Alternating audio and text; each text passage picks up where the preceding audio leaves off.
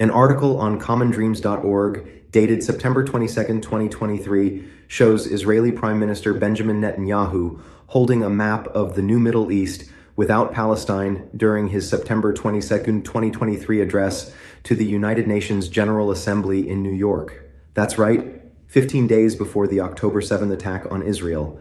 A post on X that very same day stated, "In case there is any doubt, Netanyahu made clear with his little map today what normalization really seeks. Eliminating Palestine and Palestinians from the region and legitimizing Greater Israel, all with the blessing of Arab regimes." As Middle East Eye noted, the inclusion of Palestinian lands, and sometimes land belonging to Syria and Lebanon, in Israeli maps is common among believers of the concept of Eretz Yisrael, Greater Israel, a key part of ultra-nationalist Zionism that claims all of these lands belong to a Zionist state. Earlier this year, Netanyahu's finance minister Bezalel Smotrich spoke from a podium adorned with a map that also included Palestine, Lebanon, and Syria as part of Greater Israel. In the same event, he said there was no such thing as Palestinians. Following are 4 videos that provide shocking details of events that occurred before, during, and shortly after October 7th, 2023. Which clearly show that Israel knew months in advance about the attack plans of Hamas and went to extreme measures to ensure the attack took place. The videos are presented in the order they were released, with each subsequent video providing additional details. What is the case again? It always is with every war, is that civilians on both sides are being slaughtered. Always the case.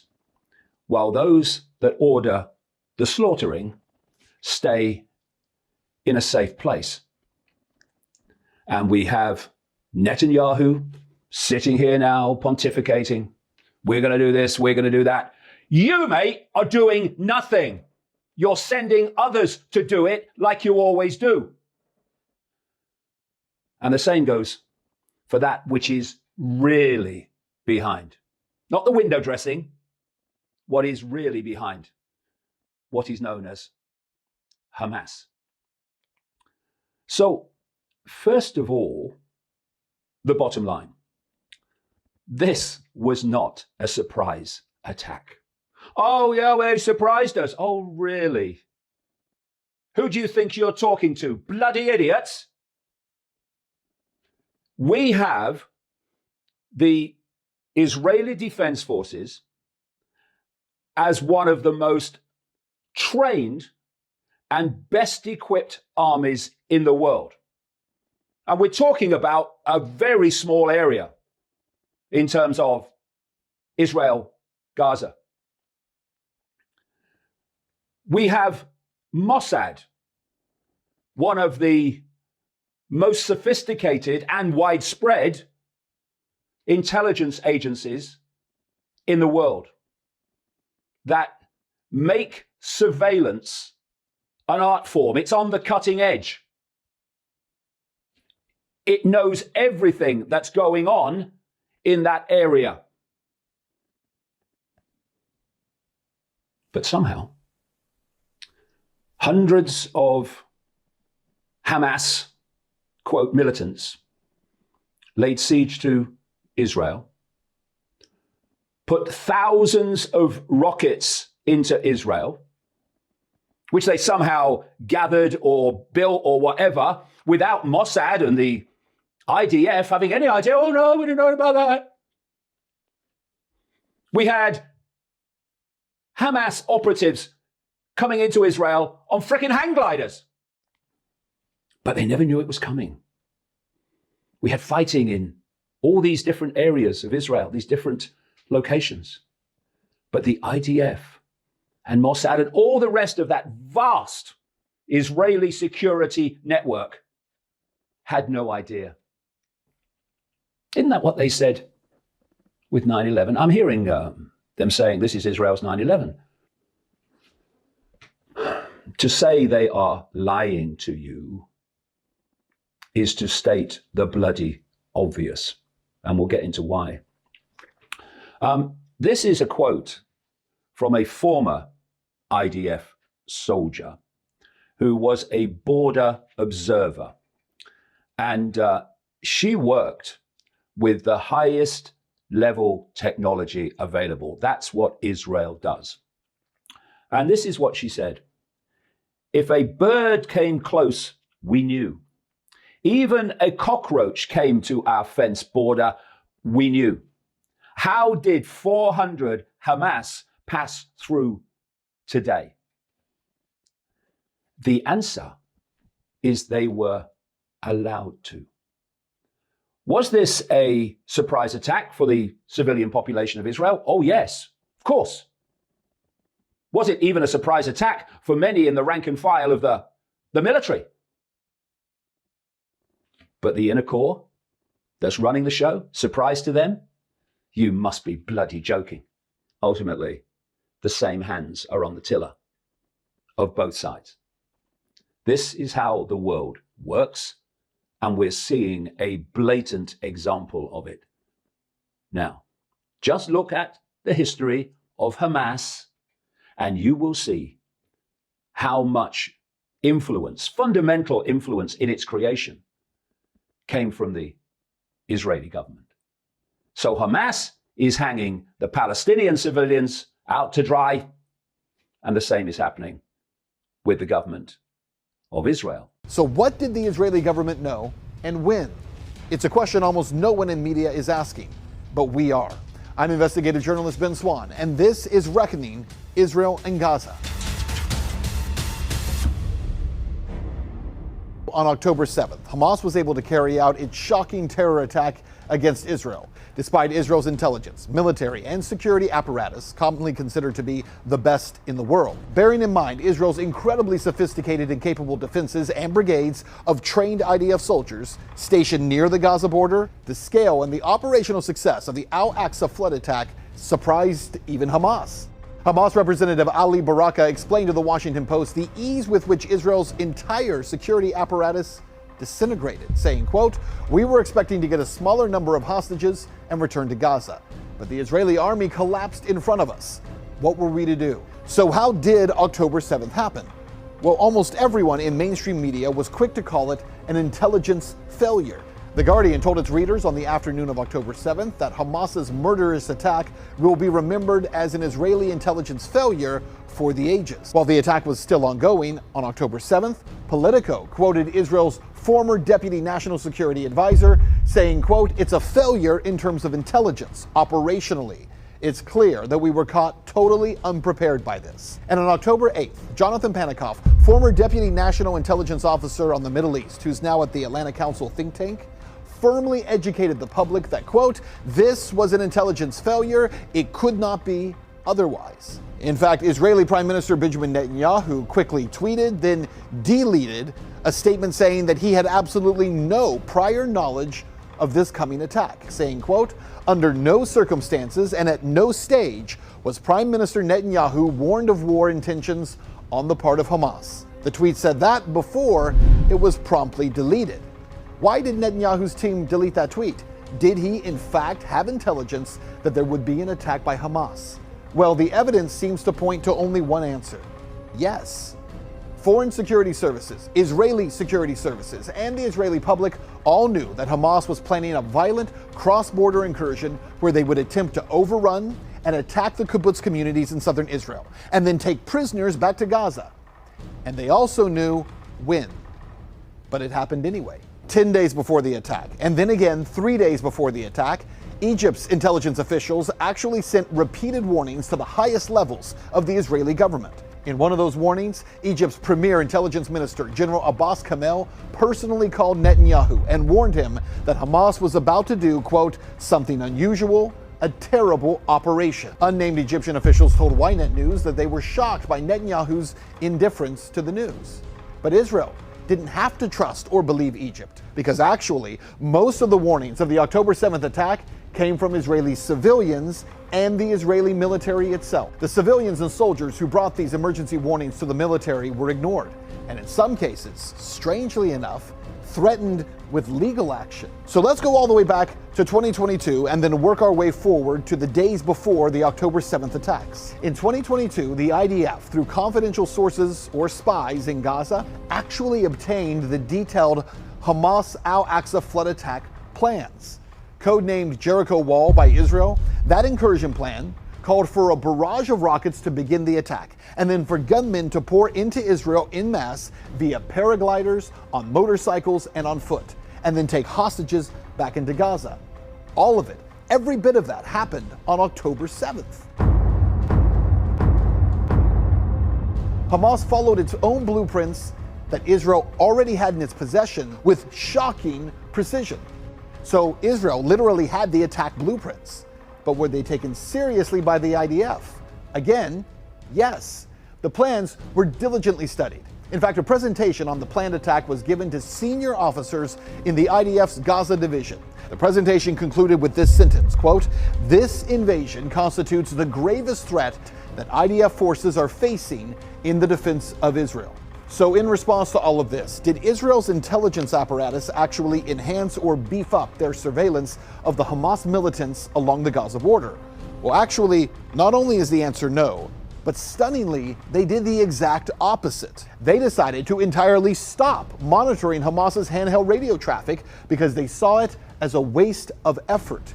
Even though during that same time, in 2022, Israelis living in the kibbutz communities near the Gaza border, most of whom have some type of military training because of Israel's mandatory IDF service laws, they were, according to Israeli media, picking up clear evidence that Hamas was practicing the breaching of the fence and conquering kibbutzim and seizing hostages and destroying everything in their path. Then in April of 2023, again, this is still 6 months before the attack, the IDF, according to Israeli media, actually did something even more surprising.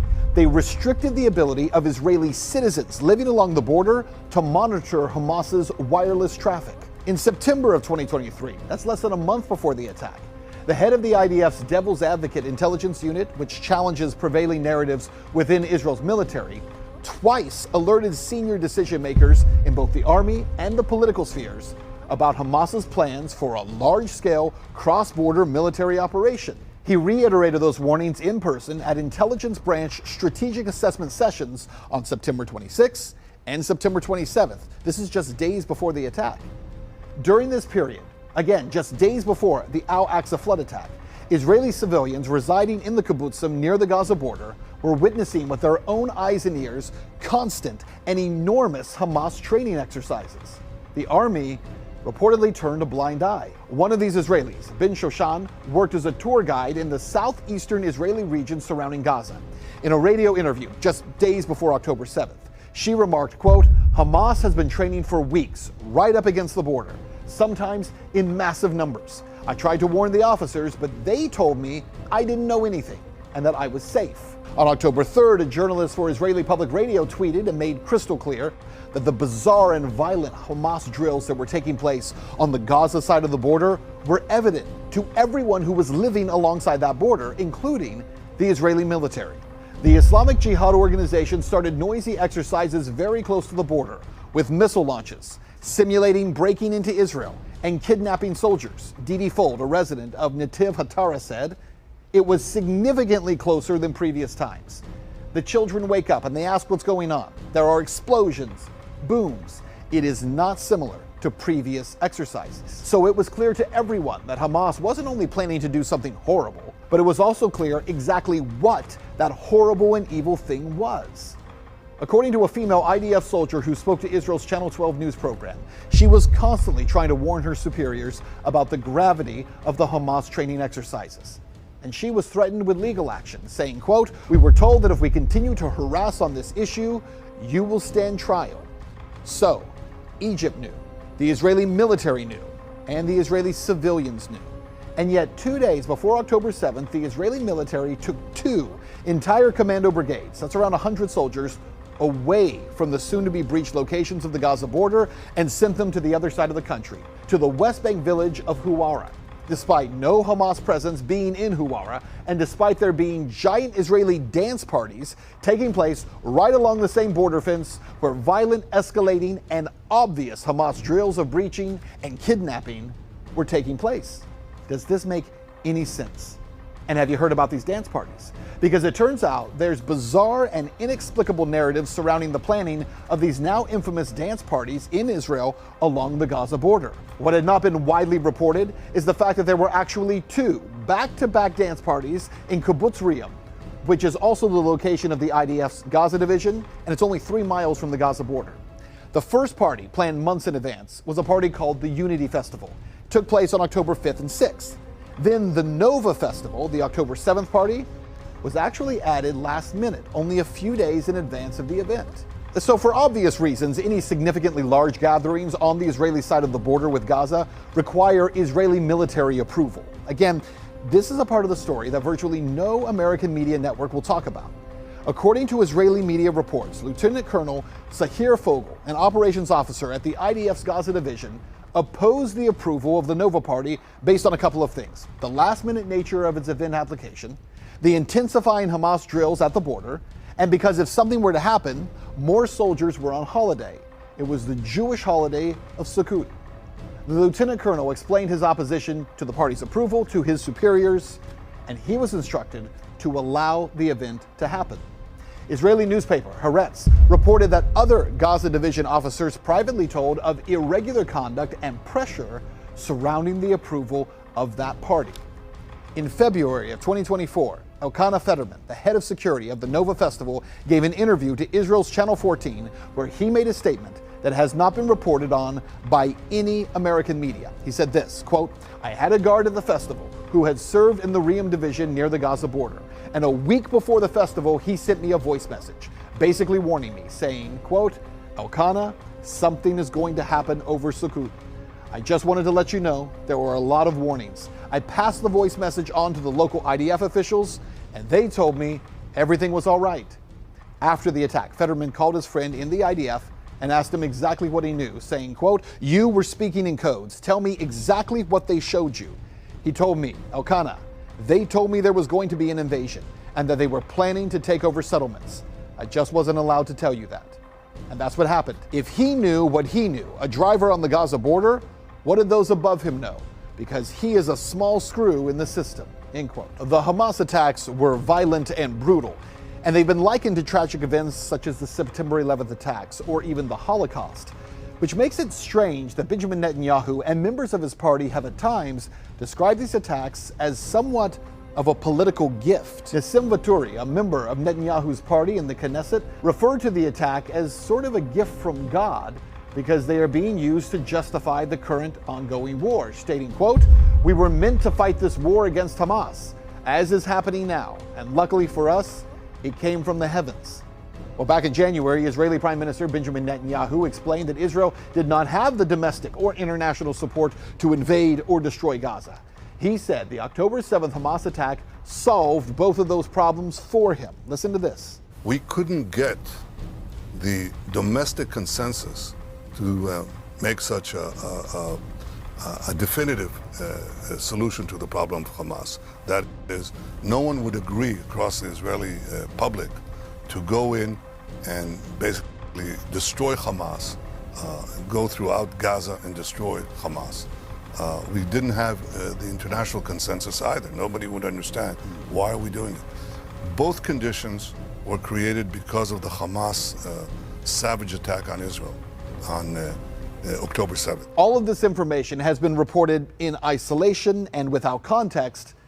That is until now, but it in no way excuses the violent and brutal Hamas attacks of October 7th, in which so many lives were lost. But it does raise an important question, a question that brave people have to consider. Did the Israeli military, the Israeli intelligence community, and the political leadership of Israel allow this ghastly attack to happen to justify wiping out the population of Gaza? Our next guests left Israel 4 months before October 7th because they knew something was about to happen. Daniel and Shelley Rawlings are two people that the mainstream media pretends don't exist. And they host their own independent media channel called ChooseLoveNotFear.world. And they are now living in Greece and watching what is unfolding in Gaza before their eyes. Daniel and Shelley, great to have you here on the show. Thank you for coming forward to share your story. Thank you so much, Clayton. Thanks. It's an honor. It's great to be here. What I discovered from doing some more research, because when October the 7th came, I just, something in me just like, I don't know, something happened because I already knew this is going to happen. I had to just dive in even deeper and see who is responsible for this. And For what? Responsible for what? The attacks? Yeah, for the attack. Well, of course, Hamas entered the Israeli territory and killed Israeli people. That is what, on the surface, what happened. But right. I worked on a document. I actually translated the document that was written by Israeli military officials and rabbis. They took a lot of their times to put this document together. It's called "A Man's Sword Against His Brother." I can send it to you if you like. It was written in Hebrew. I translated it into English. Today, it's very not updated anymore. I translated it a year ago, but it's still a very hefty document which contains over 40 different, I call them coincidences with quotation marks, because it's all these events that happened before, during, and after October the 7th that, allowed this situation to happen. There were so many instances like that. And that's why I say it's not so updated anymore, because since I published this document on our website, there have been so many more coincidences like that got discovered over time, and still nobody's investigating it. Like, there is no official commission of inquiry, like a state commission of inquiry, like something to Why? see. Like, I mean, I have my theories, but why has Benjamin Netanyahu and the government not launched an official investigation into October 7th? Why do you think? Because they're involved, of course. Can you talk about some of the coincidences? You mentioned like over 40. We don't have to go through all 40 of them in these documents from the Israeli government. Yeah, go ahead, Daniel. First one that stands out in everybody's head is the reaction time in the military. 8 hours. It took them 8 hours to show up. Some places 24 hours.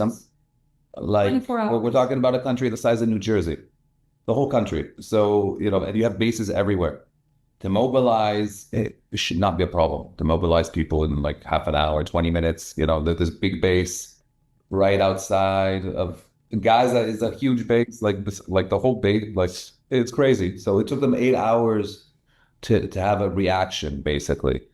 No, but later on, when they followed up on what took them so long, they said that they got an order not to respond. There were soldiers on the ground, ready to go, even after a few hours went by, but they were told not to go, not to act. When 500 meters from them, people were getting murdered, their own brothers and sisters. Now there's actually soldiers that went rogue and disobeyed orders, and now are being trialed in a military court and are being charged basically with not complying to military orders and being charged with treason to actually save people's lives. Because they went and actually responded, and they were told to stand down. Yeah. So they ignored the stand down orders, and they're being tried in Israel? How? They're being tried right now in Israeli court? Military court, yeah. Wow. I didn't know that. Yeah, many cases. And the biggest coincidence is that the whole fence, it was the fence between Israel and Gaza. It was one of the most heaviest guarded, most sophisticated fence in the whole world. They boasted about it when they built it, and it had so many factors of things. Like, they had a system that's called Ora, which is a see shoot. So it's like a robot on top of the fence that if they see somebody, it just shoots them. And there is like, drones, like there's so many things there. The whole fence, like the fence was invaded with a tractor. And the people, when they broke through the fence, some of them broke through riding a donkey. There's videos of that. Riding a donkey, there were elderly people with stilts, with a cane walking in, and it almost sounds like they wanted it to happen. Yeah, absolutely. Somebody wanted it to happen. They took down the amount of soldiers that were on the ground. They told them to go home because it was a holiday. It told all the soldiers to go home and not to stay put. And they advertised it on the military website that everybody is going home. Everybody can go on a day off on that date. So anybody can go in and see that it's advertised on the website of the Israeli military. And many soldiers, unfortunately, many female soldiers that were guarding the fence, they're called Tatspitaniot. That's one of the biggest stories. They warned something is about to happen. They saw Hamas training for months and months. Tatspitaniot is a reconnaissance, where they're like looking for.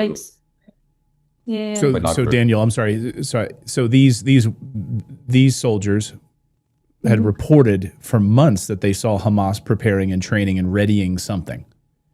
Oh yeah, they saw from the. Yeah, they did. They trained they started training once a month, and they trained once a week, and then they trained every day, and they built mock-ups of Israeli bases and one-to-one houses, security fence and the entrance to that base, to an Israeli base, and it was on the fence, you can see it blatantly, you can see it. Yeah. And they warned their captains that something is going to happen. It's obvious that they're training for something. And the captain said, don't worry about it. Some observers, sorry, that's not the right word, but the female soldiers that were guarding doing the reconnaissance. The reconnaissance, sorry. So they warned their captain, and some of their captains actually threatened them with jail time. With military jail time. If they keep bugging them. Yeah. The deeper you go into it, the smellier it gets. And then just things don't, everything doesn't connect. There another instance. Okay, so just more of a broad example, Israeli military, one of the most sophisticated intelligence in the world, right? That's what, we always hear. And they collaborate very, very closely with the CIA. I mean, it's basically in lockstep from what we understand. Would you say that that's the case? Big brother, little brother, no? So. Yeah, kind of. I would say so. So I'm sorry, the most sophisticated intelligence in the world, arguably. I think you're right about that. Go ahead. Yeah, even Egypt warned Israel that it's going to happen, and they ignored Egypt completely.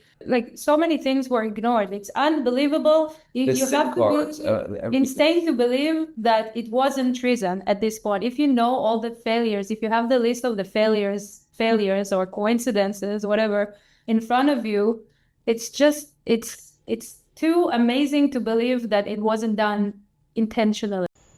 Welcome, truth seekers and freedom lovers. This is Makia with the Freedom Articles. This is video number 237 on Thursday, July 31st, 2025. And the breaking news today is that there is an Israeli soldier who has testified to the Knesset, Israel's parliament, that he was given a very strange order on the morning of October 7th, specifically between 5:20 a.m. and 9 a.m. And these almost 4 hours was the period when Hamas was allowed to attack. And it was a stand-down order. It was an order not to continue the normal patrol of that area. Basically, this guy's testimony is in Hebrew, but we do have an English translation. I'm just going to play a little bit of this so you can see what he's actually saying here. ליד הקשר כדי לא להעיר מאזין, והסמג"ד שלי, ניר בוינפלג, שגם הוא נפצע קשה, וברוך השם הוא שרד, פתאום עולה בקשר בהודעה מוזרה. כל התחנות, לא יודע למה, לא יודע איך, משהו בסגנון הזה, אין סיור בגדר עד 9 בבוקר. באיזה שעה זה? 5:20 בבוקר.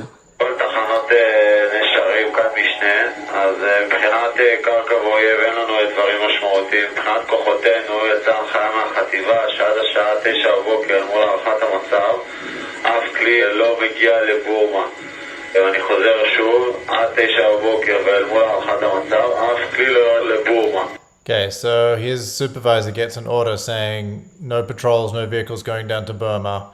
And he thought it was a very strange message. He couldn't really understand it. But this is all about, it's another one of these false flag operations where it's made to happen or allowed to happen.